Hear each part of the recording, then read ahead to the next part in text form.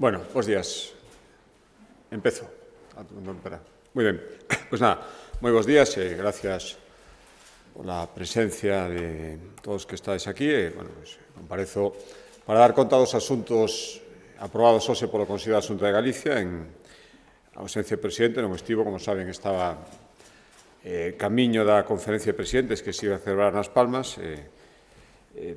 Da ameaxe que había antes os veciños da illa esta tarde, pois todo iso é coñecido, foi suspendido e, polo tanto, o primeiro que quero manifestar en nome do Goberno da Xunta de Galicia é a solidaridade co pobo ucraniano e o respaldo á posición do Goberno español e da Unión Europea nas actuacións que se levan a cabo en resposta ao ataque que se ten producido. Por tanto, creo que isto é o primeiro e o máis obrigado.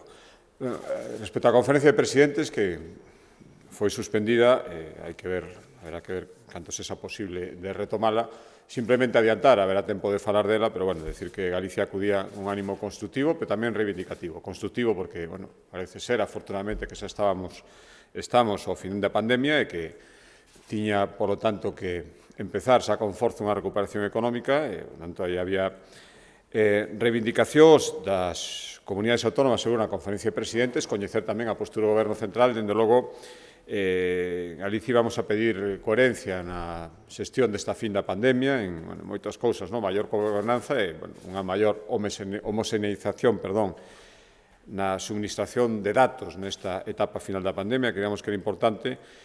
Tamén se iba a falar, estaba no punto do día, da xestión dos fondos europeos dentro desa recuperación económica a que antes me refería. Galicia iba a pedir o que leva pedindo casi dende o principio, que empezou esta fase de xestión dos fondos, que é unha maior descentralización hacia as comunidades autónomas, polo tanto, hacia Galicia, unha maior axilidade, unha maior cogobernanza e unha maior concreción na xestión, na tramitación destes fondos. Esas eran as nosas propostas principais, de acordo, ademais, co orden do día que estaba sinalada. Como decía, haberá tempo para falar en canto se poida a situación de guerra, que ahora mesmo, lóxicamente, condiciona todo. No seu momento retomala en canto sexa posible, porque era unha conferencia para nós importante.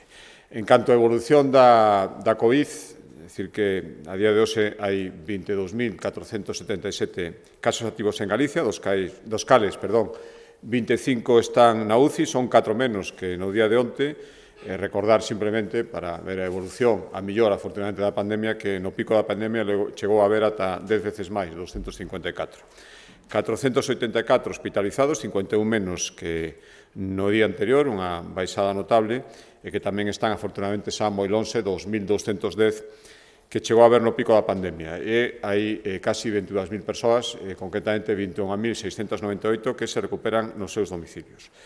4 falecementos hai que lamentar nas últimas horas, fai un total de 3.086 dende que comezou a pandemia. Como sempre, a solidaridade, o recordo e o apoio ás familias destes 4 falecidos. En canto a incidencia, segundo os últimos datos do Ministerio, Galicia está en 436 casos por 100.000 habitantes a 7 días, a 1.126 a 14 días. Isto en canto a incidencia. En canto a hospitalización, se mantén claramente estable e mesmo a día de hoxe a baixa, ocupación UCI 3,12, casi 4 veces menor que a media de ocupación de UCI no conxunto do Estado, que é casi 13, e en hospitalización convencional 5,36, tamén menor que a media estatal, que é 6,64. E recordar, ademais, que aproximadamente 2 de cada 5 casos de hospitalización son hospitalizados con COVID, pero non por causa principal do COVID. Por lo tanto, a evolución en todas as precaucións e todas as preocupacións sigue sendo boa e, por lo tanto, seguimos dando pasos adiantes cara a esa ansiada normalidade. Onte mesmo se deu a coñecer o levantamento ou a solicitude do Tribunal Superior de Xustiza da Xunta de Galicia do levantamento das restriccións que había respecto a certificados, a exigencia na hostelería de certificado de vacinación. Se baixan tamén, como xa coñecen, os límites, ou melloran os límites en canto ao número de comensais, 10 no interior, 20 no exterior. Seguimos camiñando, onde yo comentábamos os representantes da hostelería, insisto tamén, hacia esa ansiada normalidade na hostelería, que é unha porcentaxe grande é moi simbólica a ansiada normalidade nas nosas vidas de antes. Seguimos tamén vacinando, son casi 6 millóns de doses desde o principio da Administración das Vacinas as que se teñen suministradas en Galicia.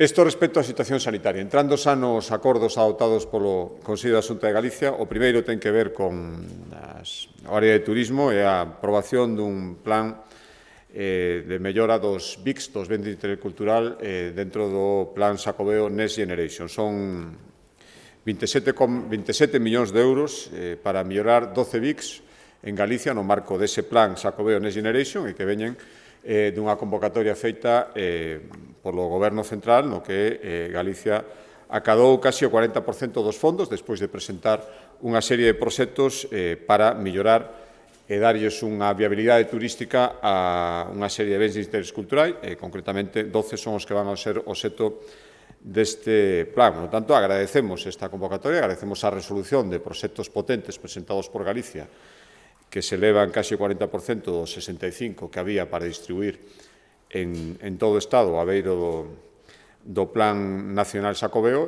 Por iso fai máis evidente todavía a outra reivindicación que sigue en riba da mesa e que sigue sendo fundamental, que é estender os beneficios fiscais do Xacobeo ata o ano que ven. Se estaban previstos ata setembro deste ano para un Xacobeo dun ano, vamos a dicir que non ten moito sentido que un Xacobeo dun ano máis non se amplíe ese límite ata setembro do ano que ven, e iso permite, ademais, captar novos investimentos das empresas para patrocinio do Xacobeo, por tanto, poder facer máis actividades. Por tanto, agradecemos isto, recoñecemos que é unha cantidad importante e seguimos con esa reivindicación en riba da mesa. Estes 12 BICs, que fan un total de 27 millóns de euros, se dirixen a actuacións que terán que estar realizadas entre este ano e os dous seguintes para darlle viabilidade turística aos seguintes BICs. A Fortaleza de Monterrey serán 17 millóns de euros, 16,9 concretamente. O Parque do Pasatempo en Betanzos, 1,8 millóns de euros. Arquipiélago de Ons, 1,69 millóns. A paisaxe cultural da Ribeira Sacra, está declarada como tal como ben de interés cultural, tamén 1,69 millóns de euros. Actuacións na Ribeira do Lere, desde a zona das Unqueiras ata a zona das Aceñas, en Pontevedra, 1,2 millóns de euros. Na Torre de Hércules tamén actuacións por valor de 1,2 millóns de euros, casi 1.968.000 no arquipiélago de Sálvora, tamén actuacións de algo máis de 500.000 euros, 522.000 na Casa Museo de Valle Inclán, no Concello de Vilanova de Arousa, tamén no Cárcere Vello de Tui, 484.000, Torres do Oeste de Catoira, 363.000, no Conxunto Histórico de Mondoñedo, 330.000, e, por último, no Castelo de Santa Cruz, no Concello da Guarda, 242.000 euros, hasta facer ese total que lles decía de 27 millóns de euros en 12 BICs. Que se van facer con eles? Pues ahora estamos na fase de deseño empezará a fase de deseño de proxectos, unha vez aprobado polo Consello da Xunta de Galicia. Son rehabilitacións, como decía, para dar un uso turístico a estes BICs, no ámbito da sustentabilidade turística, accesibilidade, mellora da accesibilidade, eficiencia enerxética, digitalización destes bens para facerlos máis accesibles turísticamente, un conxunto grande de actuacións que se irán coñecendo conforme se vayan redactando estes proxectos. Desde logo, se trata dunha inserción dunha cantidade importante que vai permitir poñer aínda máis en valor estes bens que xa tiñan esa cualidade de bens de interés cultural, pero van ter esa segunda faceta turística e, sen ninguna dúbida, tamén supoñen actuacións e infraestructuras que vai ter un impacto económico positivo seguro na actividade en canto emprego tamén.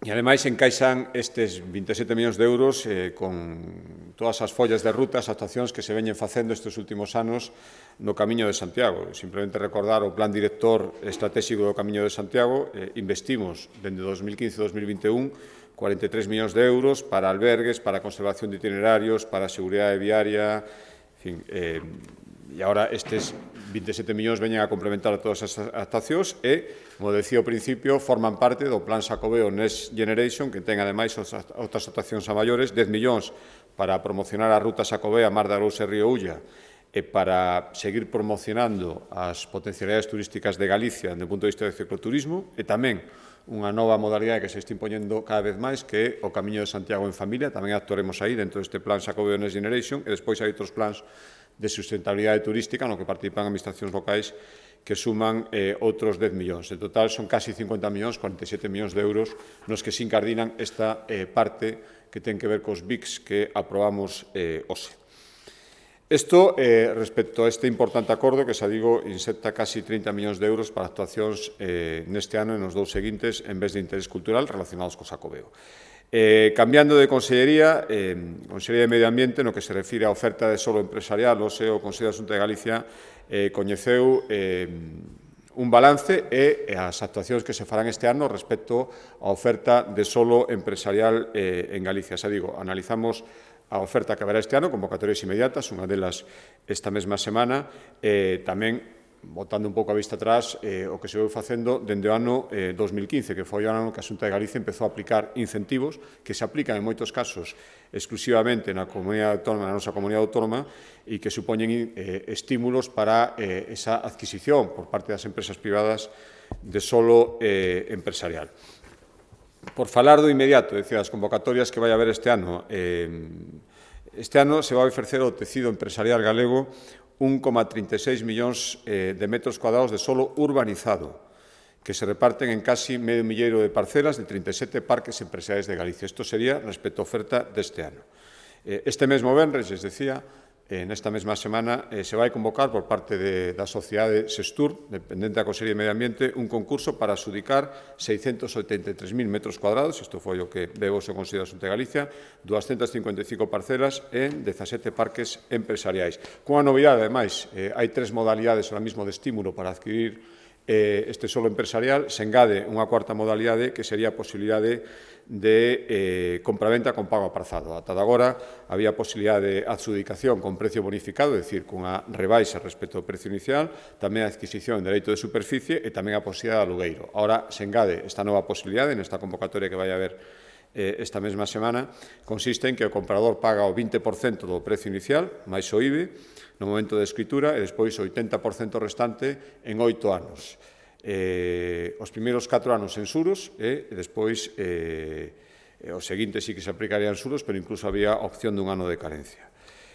Ademais, Sestur, ademais da convocatoria que vai facer esta semana, vai sacar durante o ano máis solo empresarial, 120.000 metros cuadrados máis, 41 parcelas máis, en 3 ámbitos de actuación que ahora mismo están en 3 polígonos que actualmente están en fase de desenvolvemento, esa razón de que non se saquen todavía. E, ademais, habería que engadir, hasta dar esa cifra que lles decía de máis de 1 millón de euros, a oferta do solo empresarial do IBUS, do Instituto Galego de Vivenda Solo, serían 560.000 metros cuadrados, 188 parcelas e 19 polígonos. Isto respecto a oferta de solo empresarial durante este ano, é dicir, solo que se podería adquirir ao longo, ou se pode adquirir xa, na convocatoria que se vai facer agora, ao longo do ano 2022. E, a maior decía que fixemos un balance do ano 2015 dos incentivos, é dicir, que a base destes incentivos a Xunta de Galicia conseguiu adxudicar, dende o ano 2015, 2,5 millóns de euros de metros cuadrados de solo empresarial. Unha gran maioría, 93%, en réximen de compra-venda e o 7% restante en dereito de superficie. Por darlles algunhas grandes cifras, isto supuso que os compradores pagaran 122 millóns de euros en ano 2015 por este solo empresarial. Hubo bonificacións tamén da Xunta de Galicia por 73,5 millóns de euros e, en definitiva, ao final, ao redor de 200 millóns de euros era o valor do solo empresarial que se mobilizou. Xa ten empresas funcionando encima ou en fase de construcción de naves, 200 millóns de euros ese valor dese solo empresarial. Algúnha cifra máis para rematar, foron 500, ao redor de 500 empresas adxudicatarias, investiron en riba dese solo 650 millóns de euros e crearon ao redor de 6.000 empregos. Este ano, imos seguir con esta política de incentivos, está reservado nos orzamentos da Consellería de Medio Ambiente 34 millóns de euros, van a ser 26 para impulsar actuacións de execución de novas parcelas, é dicir, actuacións de infraestructuras, e 7,5 para bonificacións a través destes incentivos. Cambiando de Consellería, Consellería de Facenda, a Axencia Galega de Novas Tecnoloxías, Antega, dependente da Consellería de Facenda, analizamos o plan da Antega para investir de aquí ao ano 2025 27 millóns de euros para seguir nun proceso que se iniciou hai anos e que está collendo esa velocidade de cruceiro, que é a capacitación digital, polo menos básica, da maioría da poboación galega. O objetivo é que no ano 2025 o 70% dos galegos teñamos competencias digitais, como decía, cando menos básicas. Ahora, a porcentaxe da poboación galega que ten esas competencias está ao redor do 53-54%. Por lo tanto, é unha proposta ambiciosa, pasar do 53-54% ao 70%. E tanto como decir que queremos formar en competencias digitais a máis de 50.000 persoas nos vindeiros 3 anos. Isto como se quere facer? A través de seguir ampliando, reformando e mellorando a rede de aulas CEMIT e tamén actuar sobre o marco galego de competencias digitais, é dicir, sobre os certificados digitais de competencias básicas que se expiden agora mesmo, sobre todo con unha finalidade laboral. Na primeira parte, aulas CEMIT. Son claves, naceron hai alrededor de 10 anos, máis ou menos, para mellorar as competencias digitais dos galegos, especialmente nas vilas pequenas e en outros lugares onde, se non existir esta rede, sería difícil acceder á poboación, sobre todo a certos sectores, para impartir estas competencias digitais básicas. Este ano vai haber 1.300 prazas, se van a impartir nestas horas de CEMIT 35.000 horas de formación. E, ademais, os maiores terán un especial protagonismo, entendendo que son os que o sector da poboación co que hai que traballar máis rapidamente para reducir esa fenda digital. Decir que a rede CEMIT, que se puso en marcha, como decía, no ano 2011, a día de hoxe conta con máis de 100.000, 104.000, son as cifras de Antega, persoas usuarias estables, que acuden con regularidade esas horas CEMIT. Dalle segundo a Tomás, o 60% son mulleres, o 28% ten ao redor de 60 anos, hai 91 concellos colaborando na rede CEMIT a través de 97 aulas CEMIT. Hai un concello que ten máis de unha, e máis hai 950 aliados digitais que están colaborando, empresas relacionadas con as novas tecnoloxías, voluntarios que imparten formación nestas aulas CEMIT, é dicir, unha rede importante de colaboradores que é a que fai posible estas cifras. Para que siga medrando dentro destes obxectivos que les decía, queremos abrir de aquí ao ano 2025, con ese investimento que sinalaba ao principio, 30 novas aulas CEMIT. Por lo tanto, asinaremos un convenio coa Federación Galega de Municipios e Provincias para que 30 concellos máis poidan ter unha aula CEMIT no seu término municipal. Isto respecto ao primeiro eixo desta estrategia para acadar estas porcentaxes de competencias básicas digitais. O segundo, les decía, é actuar sobre o marco galego de competencias digitais, é dicir, o certificado galego en competencias digitais, o certificado oficial. Queremos que valide 21 competencias en 5 áreas: información e datos, comunicación e colaboración, creación de contidos digitais, seguridade e privacidade digital e solución de problemas frecuentes en materia digital. Estes certificados moitas veces son un elemento importante a hora de facer currículos laborais e acceder a postos de traballo. Por tanto, seguiremos mellorando a homoxeneización e a facilidade para obter estes certificados. Por tanto, seguimos traballando neste eido, hai moito andado, simplemente que no ano 2010, non hai tanto tempo, só o 47% dos galegos recoñecían que usábamos internet con asiduidade. Agora é un 87%, é dicir, casi un 90% os que acuden a internet con regularidade. Sen dúbida, hai moitos factores que teñen influído nisto, pero o traballo que se está facendo a través da Antega para as capacitacións digitais seguro que ten influído positivamente. E outro acordo tamén da Antega e tamén relacionado co mundo das novas tecnoloxías é o convenio que se volve a asinar coa Escola Galega de Administración Pública para seguir mellorando a capacitación dos empregados públicos galegos en materia digital. Este ano se convocan 3.800 plazas formativas, 88 cursos en Administración Electrónica, Seguridade da Información, Protección de Datos. Non hai dúbida, para un empregado público debe ser cada vez máis unha competencia básica. Favorece tamén a agilidade na tramitación administrativa, a transparencia, en definitiva, son todo ventaxas e, por lo tanto, debemos incidir en capacitar os nosos empregados o mellor posible. Levamos facendo estes convenios dende o ano 2018 e iso ten suposto que ao redor de 12.000 prazas formativas en materia de novas tecnoloxías se teñan impartido en moitos cursos de formación dende hai 3 anos e seguiremos, este sería o cuarto, seguiremos por esa senda. Cambiando de consellería, Vicepresidencia Segunda, renovamos un ano máis un convenio de colaboración coa Fundación Barrio de la Maza para impulsar a transferencia de coñecemento no sistema de I+D+I galego, a través do programa Ignicia, un orzamento de 1,22 millóns de euros, é o que ten este convenio, dos cales a Xunta de Galicia aporta 1 millón de euros. Con que obxectivos? Pois seguir mellorando o achegamento ás empresas dos resultados da investigación que se fai nos centros de I+D, favorecer tamén o retorno económico que teñen estas investigacións e, con eso, pois, seguir contribuindo a mellorar o posicionamento internacional da ciencia e da tecnoloxía, da boa ciencia e da boa tecnoloxía que é xerada en Galicia.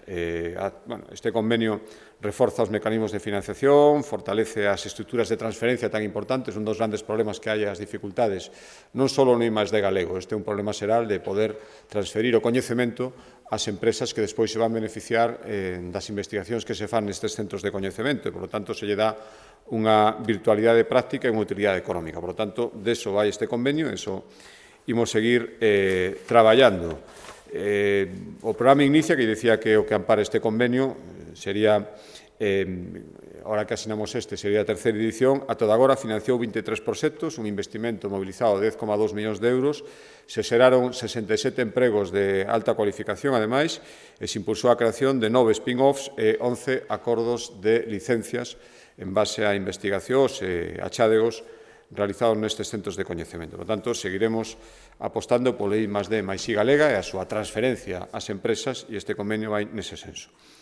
Tamén na Vicepresidencia Segunda, o Consello da Xunta de Galicia, a proposta da Vicepresidencia Segunda, declarou un novo proxecto galego como iniciativa empresarial prioritaria. Como saben, isto é unha figura pensada para potenciar novas oportunidades empresariais e laborais en Galicia dun especial interese que permite, entre outros beneficios, que as empresas que os promoven reduzan a mitade todos os prazos de tramitación para poder levar a cabo o proxecto.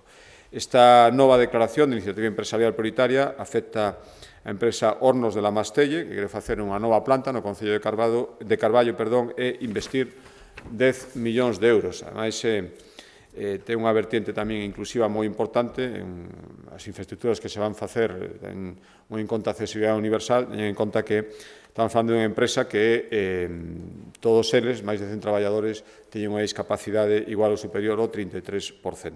Con esta declaración de hoxe, xa son 10 as iniciativas deste tipo que se declararon, desde que está en vigor esta posibilidade, e cun investimento mobilizado en total nas 10 iniciativas de 160 millóns de euros e o compromiso de xerar 500 empregos.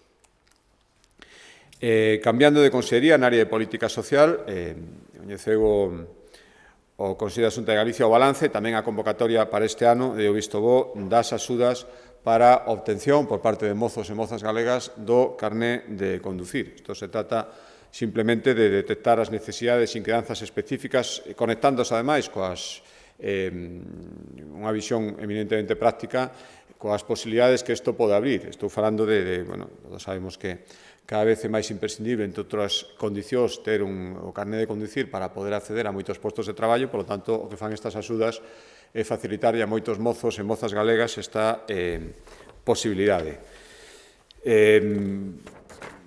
A toda agora, ao redor de 3.500 mozos e mozas galegas, desde que se convocaron estas axudas, que levan 2 anos, este sería o terceiro, poideron obter o seu carné de conducir acolléndose a estas convocatorias. Se destinaron a toda agora 1,5 millóns de euros para axudar a mocidade galega con esta finalidade, e tanto para obter o carné de conducir tipo B como para turismos, e tipo C tamén para camións. 3.300 mozos e mozas tiveron unha axuda media de 400 euros para poderse sacar o carné B, o carné de turismo, e 200 foron os que recibiron 650 euros para obter o carné tipo C, o carné de camión. É dicir, a Xunta de Galicia financia o 50% destes custes e facendo, ademais, análisis de empregabilidade, ao redor do 30% dos seus beneficiarios obtiveron despois un apoio, un emprego logo deste apoio, sendo, ademais, unha das condicións que se dispoñía para poder acceder a este emprego.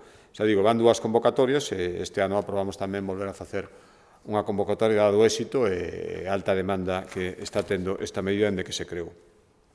Cambiando de consellería, na área de sanidade, recorden que esta semana, onte mesmo se leía no Parlamento de Galicia unha declaración institucional, dedicamos a recordar a existencia de enfermidades raras que en Galicia afectan aproximadamente a 200.000 persoas, entre o 5 e o 7% da población. Recorden, unha enfermidade rara é aquela que ten unha prevalencia menor a 5 casos por 10.000 habitantes. Bueno, pois a estimación é que en Galicia hai 200.000 persoas afectadas por algunha das 7.000 enfermedades raras diferentes que están recoñecidas hoxe en día. Hai unha estrategia galega de enfermidades raras, foi o que se coñeceu o Consello da Xunta de Galicia, son patoloxías, ademais, de alta complexidade, que, ademais, teñen varios síntomas, afectan a varios órganos e, polo tanto, requiren unha actuación específica, unha atención específica e tamén multidisciplinar. Dentro existen 3 unidades que acaban de poñerse en marcha, que están no Hospital Álvaro Cunqueiro e nos hospitais universitarios de Coruña e Santiago, que se encargan do diagnóstico e do seguimento dos pacientes. Están dotadas dun especialista en medicina interna, dun pediatra e dun enfermeiro con coñecementos específicos nestas enfermedades. E, polo tanto, isto foi o que hoxe coñeceu o Consello da Xunta de Galicia nesta semana na que dedicamos a recordar a existencia dun problema que afecta a máis de 200.000 galegos. Na Consellería do Mar, cambiando tamén de consellería, o Consello da Xunta de Galicia fixo o balance das actuacións que se levan feitas nas lonsas e portos de Galicia nos últimos 6 anos, entre 2016 e 2021, 13 millóns de euros, 350 proxectos para mellorar infraestructuras e equipamentos nos portos pesqueiros galegos. Que se fixo con estes cartos? Bueno, por facer unha agrupación, unha gran parte foi para mellorar a seguridade e condicións de traballo dos profesionais do sector, por desgracia, outra vez tristemente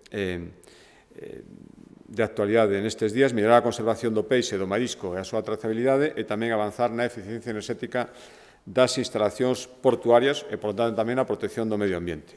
Foron 350 proxectos, como decía, 294 cunha financiación europea da Xunta de Galicia con fondo propio mixta e 54 financiados exclusivamente pola Xunta de Galicia. Por darlles algúns exemplos, hai moitos, xa digo, son 350 proxectos, pois unha actuación na lonsa de Noia, 600.000 euros, instalacións de frío da lonsa de Cedeira, 500.000, compra un túnel de lavado de caixas para a Confradía de Camariñas, 165, estes foron algúns dos últimos que se fixeron ata ese total de 350 proxectos. A finais do mes pasado, por certo, se publicou a convocatoria para este ano, que está dotada con a cantidad de 7,4 millóns de euros, por lo tanto, seguimos con esta estrategia nun sector tan importante para Galicia. Rematando xa, respecto á Consellería de Educación e Cultura, coñecimos tamén un balance dos 1,7 millóns de euros que leva investido esta Consellería para a mellora e digitalización do patrimonio documental galego. Son 400 arquivos que integran o sistema público da Administración local, das universidades, de entidades sin ánimo de lucro, que permitiu recentemente actuacións tan importantes como unha mellora sustancial dos arquivos de entidades como a Fundación Vicente Risco, Uxío Novoneira, Rosalía de Castro, o Arquivo da Catedral de Santiago, o Arquivo da Catedral de Tui. Que se fai? Pois se melloran as ferramentas digitais, que hoxe en día dan moitísimas posibilidades de xestión destes arquivos, se restauraron físicamente moitos fondos que estaban deteriorados e que valía a pena conservar, e tamén se destinaron parte destes fondos aos investigadores que fan o seu labor no ámbito dos arquivos. Hai que olvidar que todo isto parte sustancial da nosa historia. Moitos deles, ademais destes arquivos nos que se actuou, forman parte do repositorio Galicia, Arquivo Digital de Galicia, que alberga a día de hoxe xa, gracias a estas actuacións, 3 millóns de documentos digitalizados. E tamén aprobou, sin cambiar de consellería, o Consello da Xunta de Galicia a renovación dun convenio de sostemento de centros de ensino, un convenio coa Diputación da Coruña para sostemento dos centros educativos Puga Ramón e Rosalía Mera. En total son 700 alumnos e a chega da Xunta de Galicia son 600.000 euros. Isto é unha renovación que saben de anos anteriores. E, por último, Consellería de Infraestructuras, como é habitual, o Consello da Xunta de Galicia aprobou o cambio de titularidade de estradas, respecto do Concello da Coruña, 3 estradas provinciais, a DP 3001, de acceso ao Sanatorio de Santa Gema en Palavea, DP 3003 de San Pedro de Visma a Mazaido e DP 3007 desde a Grela hasta a Moura. Cambian de titularidade, as asumo o Concello da Coruña, por lo tanto, a partir de agora ten a competencia para actuar e a responsabilidade do seu mantemento. E tamén aprobamos o cambio de titularidade de uns terreos en Rois, se autoriza a transferencia ao Concello de Rois dunha franxa de terreo de máis de 4.000 metros cuadrados en zona de dominio público a xacente estrada AC 301. E aquí, pois, as consecuencias son as mesmas. Asuma a titularidade, por lo tanto, ten capacidade de adaptación e tamén o Concello de Rois pasa a asumir as responsabilidades do mantemento desta infraestructura. Bueno, estes son os acordos adoptados hoxe polo Consello da Xunta de Galicia, os asuntos dos que coñecimos tamén, e, como sempre, queda a súa disposición para calquera pregunta que desesen formular. Hola, boa tarde. Bueno, supoño que nas últimas horas xa tive a oportunidade de hablar co señor Feijóo despois desa noite tan longa. Sí, perdón, non sei se vamos primeiro con preguntas do Consello da Xunta de Galicia, antes de...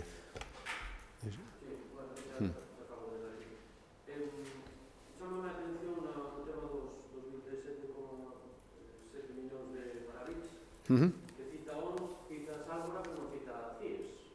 Por que non aparece CIES aí nesa relación?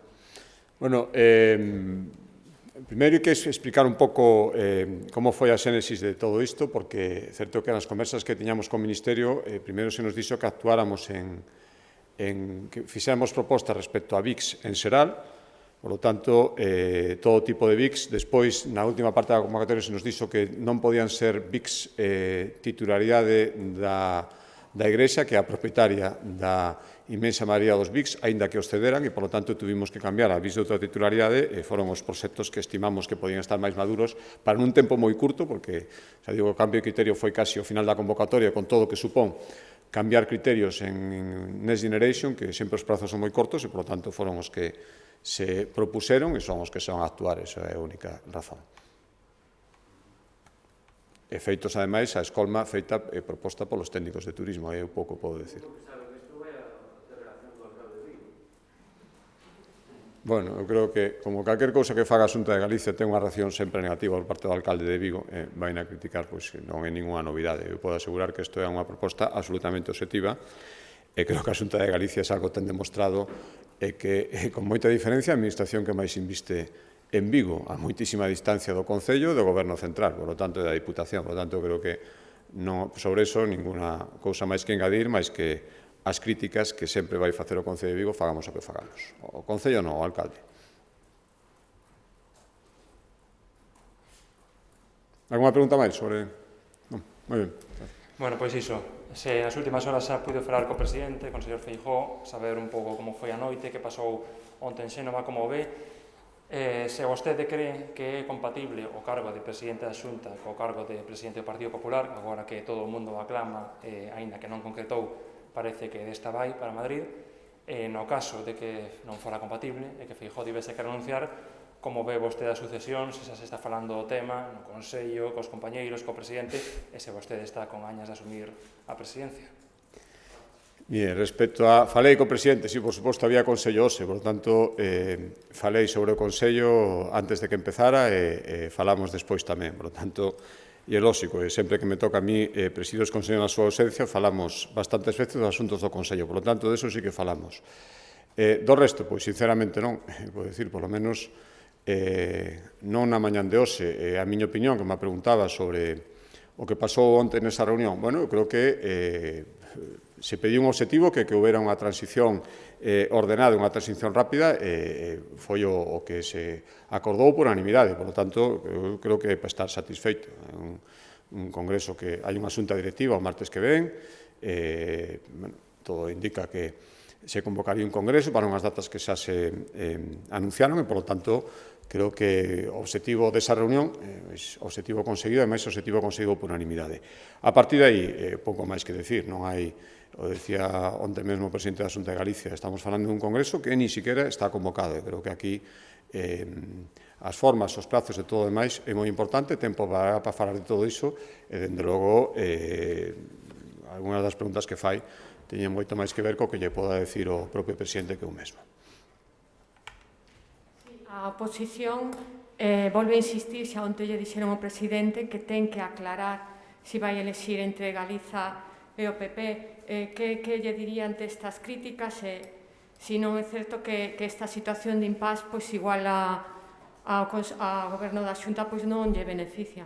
Pois mire, eu lle diría primeiro que ninguén poderá decir que A Xunta de Galicia, hoxe celebramos Consello con toda a normalidade, por suposto. A ausencia do presidente da Xunta de Galicia se debía a unha convocatoria do presidente do Goberno, que ao final, polas razóns que, por suposto, entendemos, non pudo ter lugar, que é o que tiña que ver cos actos na Palme coa conferencia de presidentes. Durante toda esta semana complicada para o Partido Popular, poderon ver ustedes que o presidente da Xunta de Galicia mantivo a súa senda, ou nuns con visitas oficiais, asistencia ao Comité Clínico no Parlamento o mércores. Por tanto, creo que nese sentido os feitos e a actividade institucional do presidente da Xunta me remito. Si é certo que lóxicamente estuvo preocupado polo que pasaba no Partido Popular, que tanto como decir polo que pasa en España. É unha afectación ao noso país. Creo que con eso moitísima xente se pode identificar.